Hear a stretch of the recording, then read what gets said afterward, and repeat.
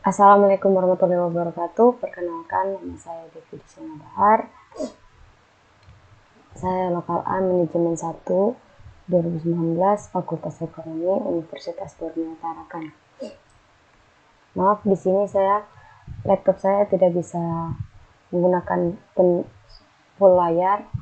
Jadi saya begini aja. Yang pertama di sini ada bab 5, yaitu strategi produk memberikan keunggulan kompetitif bagi Regal Marinir. Desain barang dan jasa. Yang kedua yaitu jurusan pembelajaran. Di sini ada tujuan pembelajaran. Di sini ada tujuan pembelajarannya. Selanjutnya pemilihan barang dan jasa. Pemilihan barang dan jasa. Perusahaan-perusahaan global seperti Regal Marinir tahu bahwa dasar keberadaan sebuah organisasi adalah barang atau jasa yang disediakan untuk masyarakat. Produk-produk yang besar, yang hebat adalah kunci kesuksesan. Strategi produk apapun yang kurang unggul dapat membahayakan perusahaan.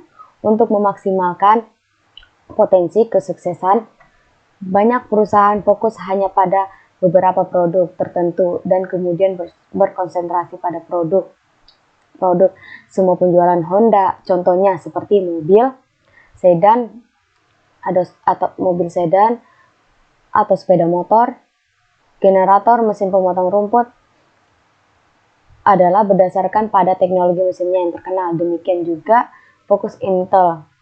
Ada yang fokus pada Intel, ada yang pada mikroprosesor, dan Michelin adalah pada ban. Karena sebagian besar produk memiliki siklus hidup yang terbatas dan bahkan dapat diprediksi, perusahaan harus terus-menerus mencari produk baru untuk desain, dikembangkan, dan dibawa ke pasar. Manajer operasi menuntut komunikasi yang kuat antara bagi produk-produk mereka. Tujuan 3M yaitu untuk memperoleh sebesar 30% profitnya dan menghasilkan dari produk-produk yang diluncurkan pada 5 tahun terakhir diperbandingkan tentunya berbeda-beda berdasarkan industri. Regal memperkenal 6 kapal, yaitu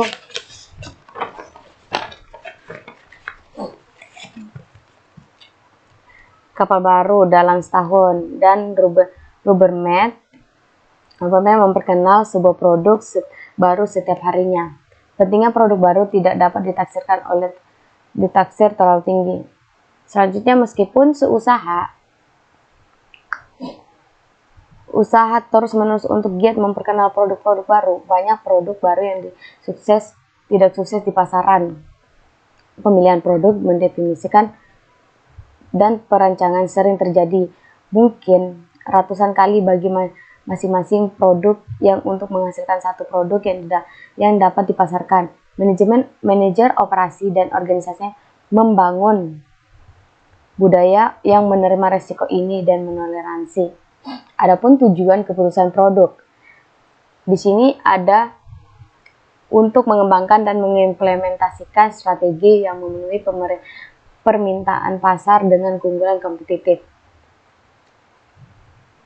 Perhatikan bahwa perusahaan jasa juga menganggap tawaran mereka sebagai produk. Misalnya, ketika Allstate Insurance menawarkan kebijakan kepemilikan rumah yang baru, mereka menyebutkan sebagai produk baru, yang produk baru akan datang.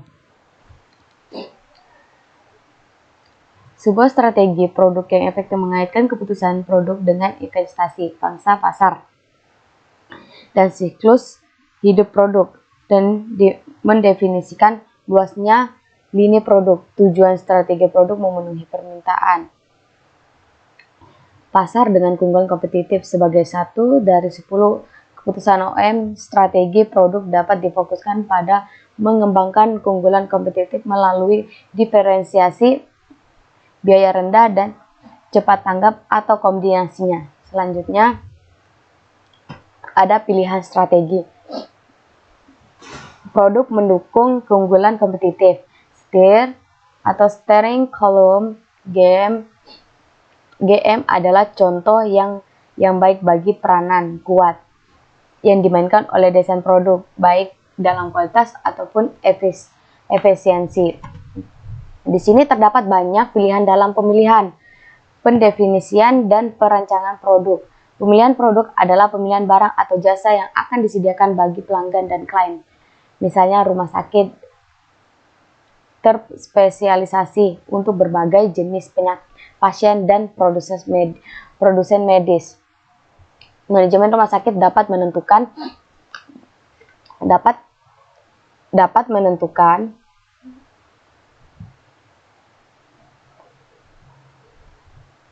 memutuskan untuk mengoperasi rumah sakit untuk umum atau rumah sakit bersalin atau seperti dalam kasus rumah sakit Kanada, Solondance,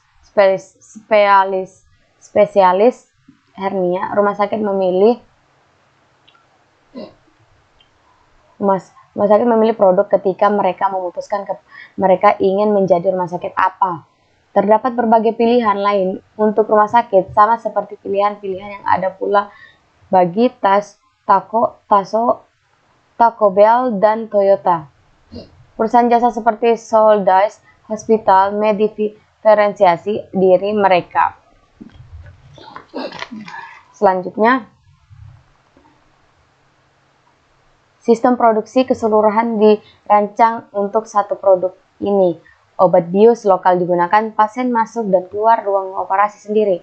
Makanan disajikan, dan ruang makanan bersama mendorong pasien bangkit dari tempat tidur untuk makan dan bergabung dengan pasien lainnya di ruang santai. Seperti ditunjukkan Soldice, pemilihan produk memengaruhi sistem produksi keseluruhan. Bell telah mengembangkan dan menjalankan strategi biaya rendah low cost strategi melalui desain produk.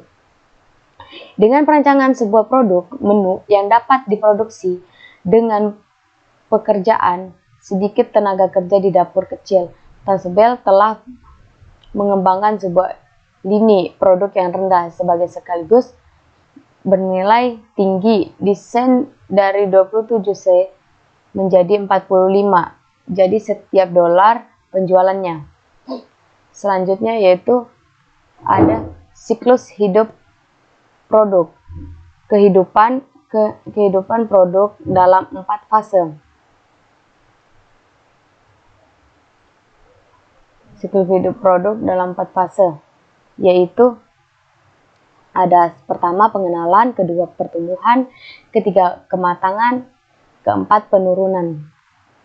Produk tidak dilahirkan, mereka hidup dan mereka mati. Mereka dikesampingkan oleh masyarakat yang terus berubah.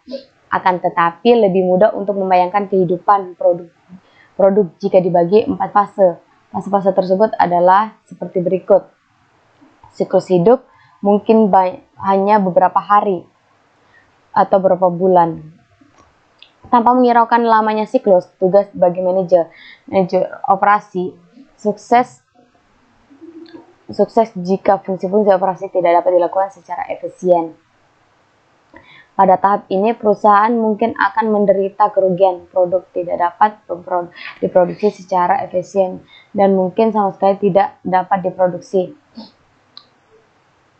Selanjutnya,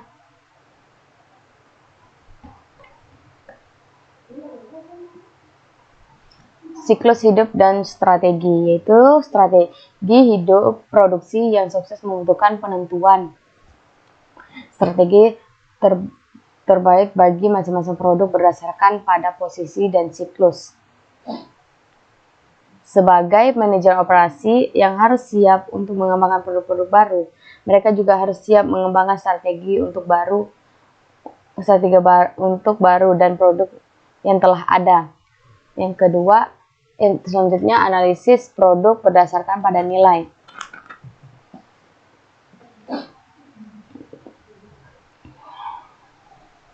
Laporan analisis produk berdasarkan pada nilai membantu manajemen adalah mengurutkan produk dalam urutan menurut berdasarkan pada kontribusi uang masing-masing kepada perusahaannya. Di sini laporan analisis produk berdasarkan pada nilai membantu manajemen dalam mengevaluasi strategi yang mungkin dilakukan untuk masing-masing produk. Hal ini mungkin mencakup peningkatan arus kas, misalnya kontribusi yang meningkatkan dengan peningkatan harga jual atau penurunan biaya. B. Peningkatan penetrasi pasar, meningkatkan kualitas dan atau mengurangi biaya dan atau harga, atau mengurangi biaya memperbaiki proses produksi. Selanjutnya, menciptakan produk baru. Di sini adalah sebuah perusahaan dengan menguntungkan dan penuh semangat memusatkan perhatian pada kesempatan berikut. Yang pertama ada memahami pelanggan. Memahami pelanggan adalah isu utama dalam mengembangkan produk baru. Banyak produk-produk secara komersial penting dan awalnya adalah pemikiran dan bahkan prototipe dari pengguna alih-alih dari produsen. Produk-produk tersebut biasanya dikembangkan oleh pengguna utama. Yang kedua, perubahan ekonomis. Membawa peningkatan level kemakmuran dalam jangka panjang. Ketiga, perubahan sosiologi dan demografi, yaitu mungkin muncul dalam faktor tertentu seiring dengan menurunnya ukuran keluarga. Keempat, perubahan teknologi menyebabkan semua mungkin dari telepon genggam hingga iPad hingga jantung buatan. Kelima, perubahan teknologi dan hukum. Perubahan hukum membentuk kesepakatan perdagangan, tarif, dan peraturan pemerintah baru. Keenam, perubahan lain mungkin akan melahirkan praktik pasar, standar profesional, pemasok, dan distributor. Selanjutnya, pengembangan produk.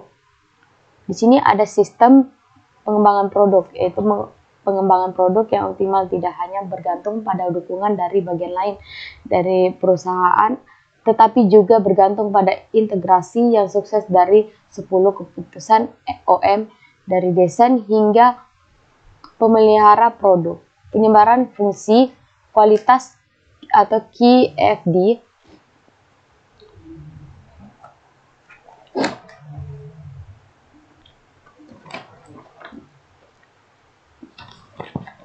penyebaran fungsi kualitas ada pertama penentuan apa yang akan memuaskan pelanggan dan menerjemahkan keinginan pelanggan menjadi target desain. Salah satu alat QFD adalah rumah kualitas, House of Quality, sebuah teknik grafis untuk mendefinisikan hubungan antara keinginan pelanggan dan produk atau jasa. Selanjutnya, untuk membangun rumah kualitas 7 langkah dasarnya, yaitu pertama, mengidentifikasi keinginan pelanggan. Di sini apa yang pelanggan inginkan dalam produk ini. Yang kedua, mengidentifikasi bagaimana barang jasa akan memuaskan keinginan, yaitu mengidentifikasi karakteristik produk pada produk khusus, fitur atau atribut, dan menunjukkan bagaimana mereka akan memuaskan keinginan pelanggan. Ketiga, hubungan keinginan pelanggan untuk beberapa banyak produk atau membangun sebuah matriks seperti dalam contoh 1 yang menunjukkan hubungan ini. Keempat, di sini ada mendetifikasi keinginan pelanggan. Hubungan antara perusahaan, bagaimana melakukan beberapa ikatan bersama-sama. Misalnya contoh, terdapat hubungan yang tinggi antara ikatan bersama-sama. Misalnya terdapat hubungan yang antara tinggi kebutuhan listrik rendah dan fokus otomotif, exposure otomotif, serta beberapa pixel karena itu semua membutuhkan listrik. Kelima, mengidentifikasi bagaimana barang jasa memuaskan keinginan pelanggan.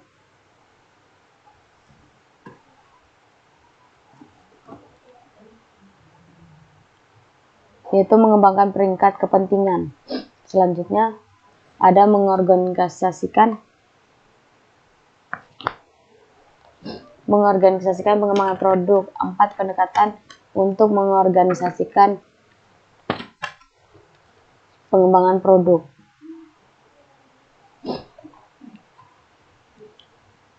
Yang pertama, sebuah organisasi dengan departemen yang berbeda. Yang kedua, menetapkan manajer produk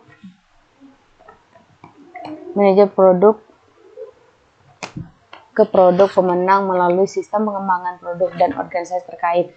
Ketiga, penggunaan tim. Keempat, membuat tim pengembangan produk.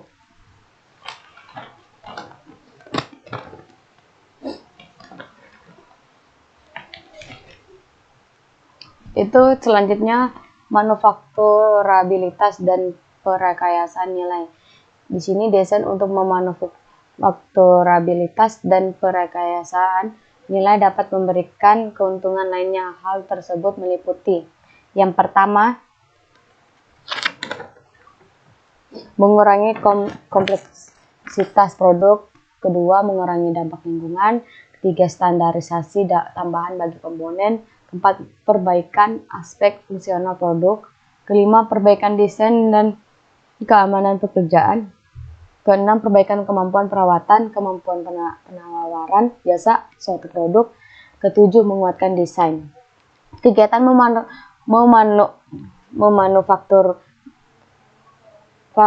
fakturabilitas dan perekayasaan nilai bisa jadi merupakan teknik penghindaran biaya terbaik yang mungkin dilakukan oleh manajemen operasional. Mereka menghasilkan peningkatan nilai dengan memfokuskan pada pencapaian spesifikasi fungsional penting untuk memenuhi permintaan pelanggan secara optimal.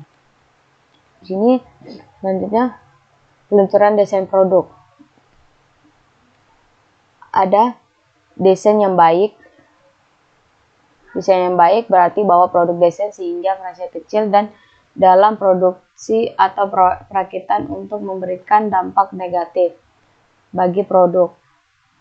Kedua, yaitu desain modular. Itu produk yang didesainkan komponen dan seterusnya. Di sini ada desain berbantu komputer dan manufacturing berbantu komputer. Nah, ini desain membantu. Selanjutnya ada teknologi virtual, analisis nilai, keberlanjutan nilai, dan siklus. Di sini ada rangkaian kesatuan pengembangan produk.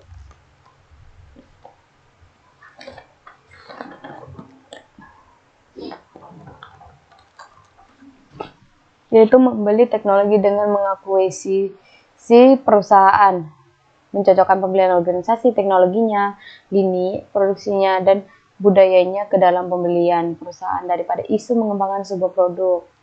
Kedua, ventura bersama. Dalam upaya pengurangan berat mobil, GM melakukan ventura bersama dengan perusahaan Tokyo untuk memperkenalkan serat karbon ringan kepada pelanggan. GM Ventura seperti ini adalah suatu gabungan kepemilikan, biasanya hanya antara dua perusahaan, untuk membuat suatu entitas baru. Ventura bersama biasanya cocok untuk mengeksploitasi peluang produk yang spesifik yang mungkin tidak terpusat dalam misi perusahaan. Ventura bersama biasanya lebih berhasil ketika risiko telah diketahui dan dapat dibagi rata. Selanjutnya aliansi adalah kesepakatan kooperatif yang memungkinkan perusahaan untuk tetap independen namun mengejar strategi yang konsisten dengan misi individual mereka.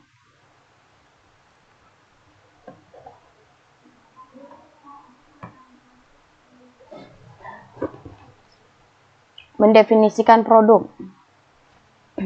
Ada keputusan buat atau beli. Keputusan buat atau beli membedakan antara apa yang diinginkan produk oleh perusahaannya, apa yang ingin dibeli. Selanjutnya teknologi kelompok. Ini ada dokumen untuk produk. Manajemen siklus hidup produk. Manajemen siklus hidup produk adalah sebuah payung dari program perangkat lunak yang berusaha untuk menyatukan fase desain dan memanufaktur produk, termasuk mengikat banyak teknik yang didiskusikan dalam dua sebab sebelumnya. Pendefinisian produk dan dokumen untuk produk. Ada gambar perakitan, yaitu menunjukkan gambaran jelas suatu produk.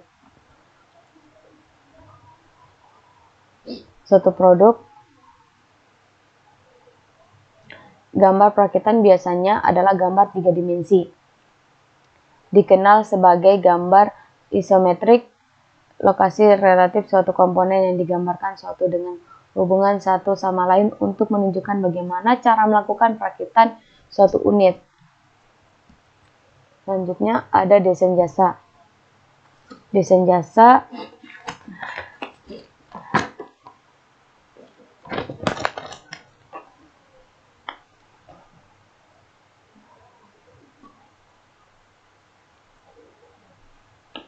analisis jaringan rantai proses. Kegiatan diatur menjadi 3 wilayah proses untuk masing-masing partisipan.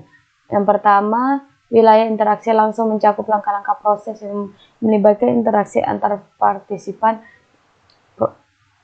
Kedua, wilayah interaksi pengganti substitusi mencakup langkah-langkah proses di mana satu partisipan berperan dalam sumber daya partisipan lainnya.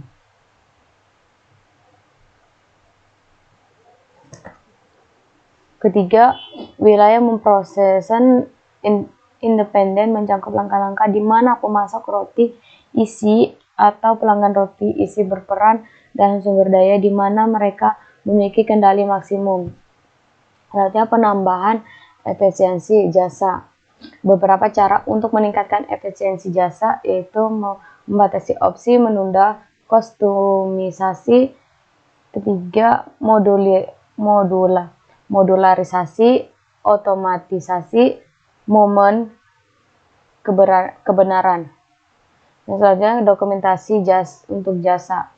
Karena interaksi pelanggan yang tidak pada sebagian besar jasa dokumen untuk memindahkan produk ke produksi seringkali berbentuk instruksi pekerjaan atau naskah eksplisit. Penerapan pohon keputusan untuk desain produk. Untuk membentukkan pohon keputusan kita menggunakan produser berikut. Yang pertama, pastikan bahwa semua alternatif yang mungkin dan keadaan alamiah dimulai dari kiri dan bergerak ke kanan disertakan dalam pohon. 2. Hasil dimasukkan di akhir cabang dan tepat. Tujuannya adalah untuk menentukan nilai yang diharapkan di setiap tindakan. Transisi ke produk. Akhirnya sebuah produk baik barang maupun jasa telah terpilih, didesain dan didefinisikan.